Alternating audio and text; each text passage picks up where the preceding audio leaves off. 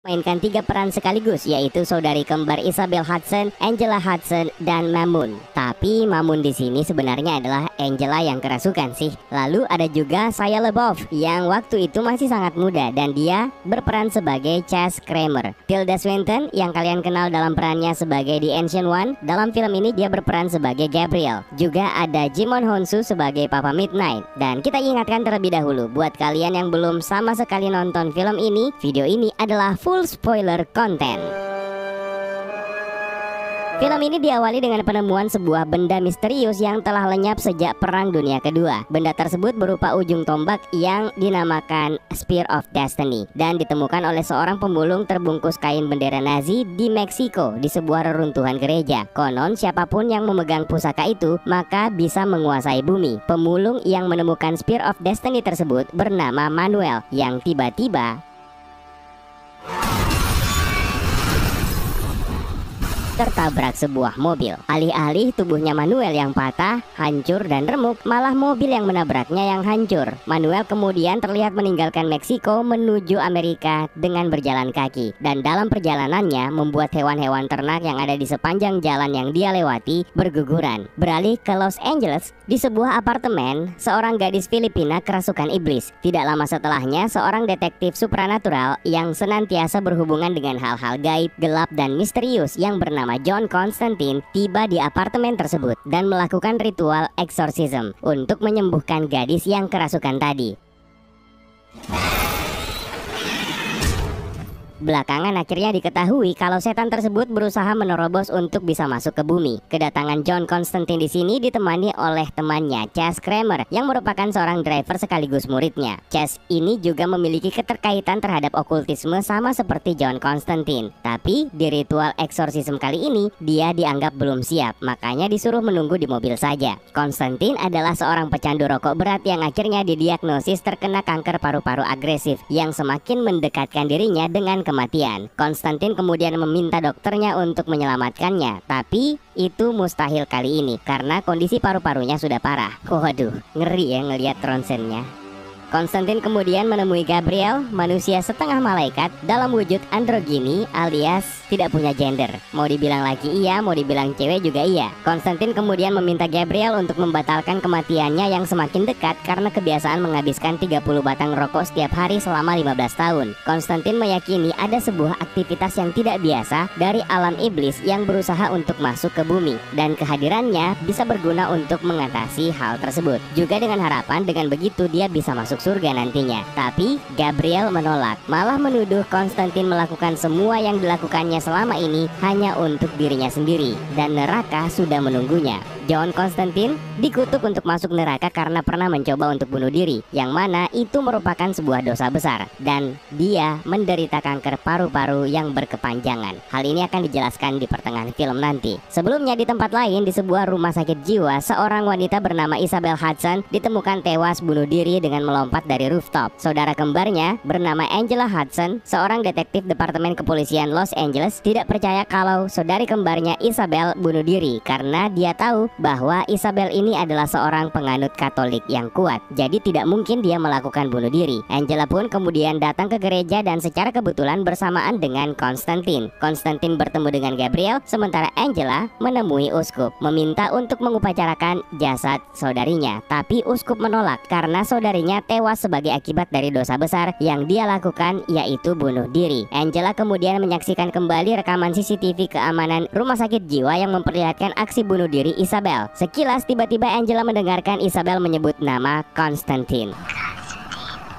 Dia akhirnya memutuskan untuk menemuinya. Sementara itu di depan sebuah minimarket, John Constantine tiba-tiba diserang iblis berwujud kumpulan kepiting, serangga, lipan, kecoa, kutu kupret, dan berhasil selamat. Setelah itu dia memutuskan pergi menemui Papa Midnight, seorang dukun terkenal yang juga menjalankan klub yang menjadi lokasi netral di mana makhluk keturunan campuran setengah manusia bisa menampakkan wujud aslinya. Tidak sembarang orang yang bisa masuk ke sini karena mereka harus menebak sebuah kartu. Tapi bukan si John namanya kalau tidak bisa menebak kartu yang digunakan untuk masuk. Two frogs on a bench. John Constantine pun boleh masuk, tapi Chess dengan sotoy dengan tebakan plagiatnya malah disuruh cabut. Makanya belajar dulu sama si John, bosku. Setelah menjelaskan apa yang dia lihat dan rasakan tentang upaya penyeberangan setan ke bumi, Papa Midnight tidak percaya. John Constantine pun akhirnya pergi meninggalkannya setelah sempat terlibat sedikit cekcok dengan Balthazar, makhluk setengah iblis. Angela kemudian berhasil menemukan John Constantine dan memintanya untuk membantu menyelidiki kematian saudari kembarnya Isabel. Constantine akhirnya memutuskan untuk membantunya setelah mereka diserang oleh makhluk bersayap dan mengerikan yang diyakini oleh Constantine mereka ini berniat untuk menyerang Angela. Constantine pun melakukan ritual untuk pergi ke neraka dengan memanfaatkan seekor kucing sebagai media transportasinya. Di neraka, dia bisa berhasil menemukan Isabel yang melakukan bunuh diri. Ketika kembali, Constantine akhirnya menjelaskan ke Angela bahwa dia memang melihatnya. Isabel memang dikutuk untuk melakukan bunuh diri itu. Constantine juga menjelaskan bahwa sebenarnya dia pernah bunuh diri untuk menghindari kemampuannya untuk melihat wujud asli makhluk setengah iblis dan makhluk setengah malaikat. Dia pun kemudian dikirim ke neraka, tapi kematiannya itu hanya berlangsung 2 menit di dunia nyata, dan para medis berhasil menyelamatkannya sehingga dia bisa hidup lagi. Namun kutukan akibat upaya bunuh dirinya itu terus melekat hingga kematian akibat rokoknya semakin dekat. Constantine dan Angela kemudian memeriksa kamar Isabel di rumah sakit dan pada akhirnya menemukan sebuah petunjuk yang merujuk kepada sebuah ayat dalam Alkitab Demon. Constantine kemudian menghubungi rekannya Beeman untuk menerjemahkan Alkitab Demon tersebut dan akhirnya mengetahui bahwa putra Lucifer, Mammon, sedang berusaha mengklaim bumi sebagai kerajaannya. Dan untuk melakukannya, Mammon ini membutuhkan seorang paranormal yang kuat dan juga Mammon butuh bantuan dari Tuhan. Awalnya Angela mengira kalau paranormal yang dimaksud itu adalah Isabel, tapi nantinya akan terjelaskan mengenai siapa paranormal terkuat yang dimaksud dan bantuan dari Tuhan ini. Sebelumnya, ketika di rumah sakit di kamar Isabel, Angela menceritakan kepada Constantine bahwa sebenarnya Isabel adalah peramal dan juga paranormal yang bisa melihat hal-hal aneh yang membuat dirinya akhirnya dimasukkan ke rumah sakit. Angela juga ternyata memiliki kemampuan alias berkah yang sama, tapi dia memilih untuk menolaknya. Angela kemudian memaksa Constantine untuk mengaktifkan kembali kemampuan penglihatannya sebagai paranormal tersebut. Dan tibalah kita di scene yang paling menyesakkan nafas penonton ketika Angela melakukan ritual bathtub yang membuatnya mendekati kematian. Pada saat inilah kemampuan psikis dari Angela kembali aktif dan segera menemukan petunjuk penting tentang koin milik Balthazar yang menjadi dalang pembunuhan teman-teman Constantine. Constantine sendiri kemudian mendatangi Balthazar dan menginterogasinya. Balthazar akhirnya mengungkap bahwa Mammon kini memiliki Spear of Destiny, yang mana ujung tombak ini adalah tombak yang digunakan untuk membunuh Yesus. Dan karena noda darah Kristus melekat di ujung tombak tersebut, maka inilah yang tadi disebut sebagai bantuan dari Tuhan yang dibutuhkan Mammon untuk bangkit dan mengklaim bumi sebagai kerajaannya. Sementara paranormal terkuat sebenarnya bukanlah Isabel, melainkan Angela Hudson sendiri. Angela kemudian diculik oleh sebuah entitas yang tidak terlihat. Constantine kemudian mendatangi Papa Midnight kembali dan kali ini berusaha meyakinkannya bahwa iblis telah melanggar aturan dengan berusaha menguasai bumi. Dengan bantuan Midnight dengan kursinya yang fungsinya mirip dengan cerebro milik Profesor X di X-Men, Constantine akhirnya mengetahui dari mana Spear of Destiny bisa muncul dan membawanya ke lokasi di mana Angela berada. Constantine kemudian mempersenjatai diri dengan bantuan Chess dan akhirnya pergi ke rumah sakit tempat Isabel tewas bunuh diri. Constantine dan Chess kemudian berhasil melewati hadangan kumpulan makhluk setengah setan untuk menemui Angela. Sementara Angela disergap oleh Manuel dan membawanya ke neraka dan bertemu dengan Mammon.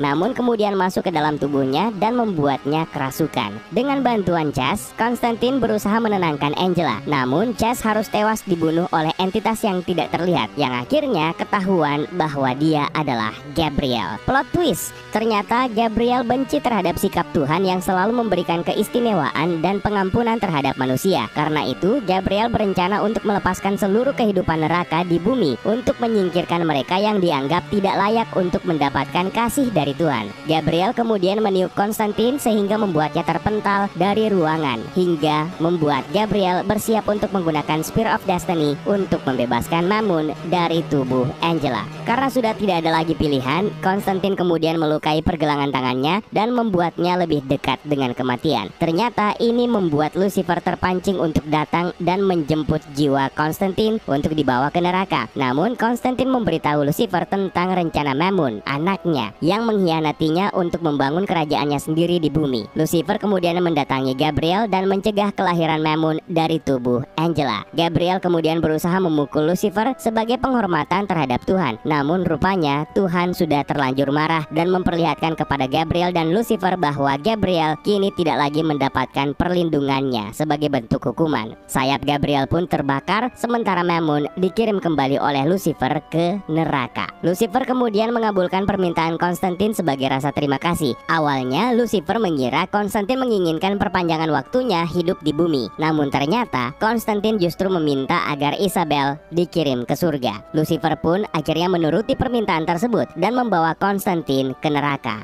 Tapi terlambat. Lucifer kemudian menyadari bahwa dia tidak bisa membawa Konstantin ke neraka karena Konstantin baru saja melakukan sacrifice yang membuatnya diganjar untuk masuk ke surga. Marah, Lucifer akhirnya menyembuhkan Konstantin yang sedang terluka dengan menyembuhkan penyakitnya dan menarik keluar tumor dari paru-parunya, dengan harapan dia pada akhirnya akan mengutuk dirinya lagi untuk membawanya ke neraka di kesempatan berikutnya.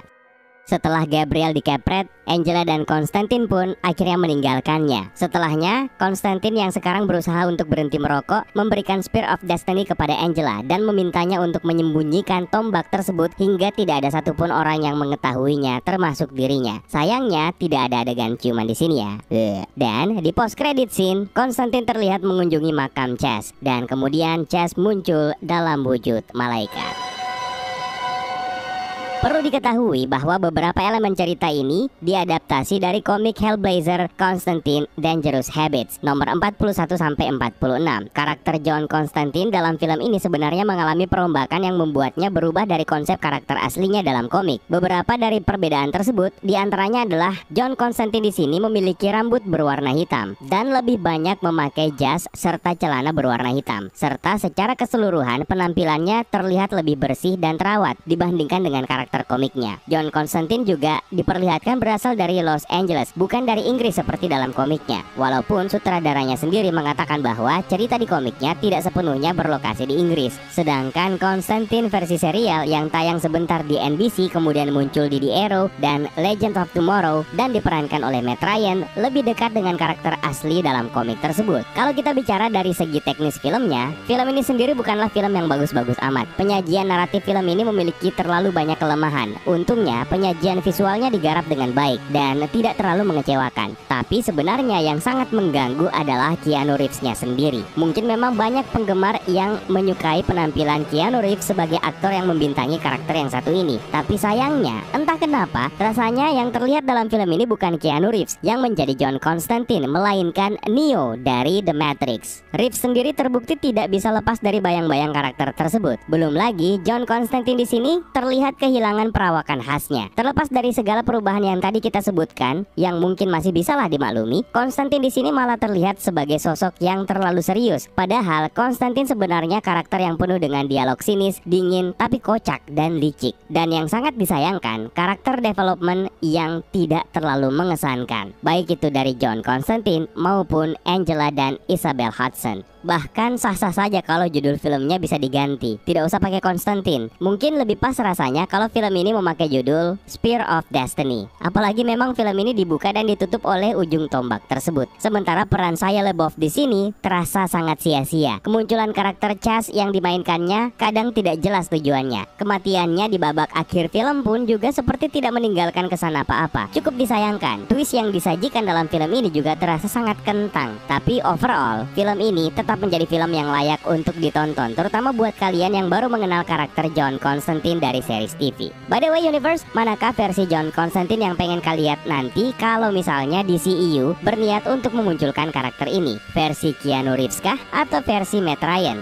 Coba tuliskan pendapat kalian di kolom komentar di bawah. Kalau kalian suka dengan konten seperti ini, sempatkan like dan subscribe, serta kunjungi juga media sosial kita yang lainnya. Linknya ada di kolom deskripsi di bawah. Join juga Discord kita untuk hal-hal seru lainnya. Dan ada yang mau temenin saya ngopi? It's time for me to sign out. My name is Eka. Stay safe and until next time.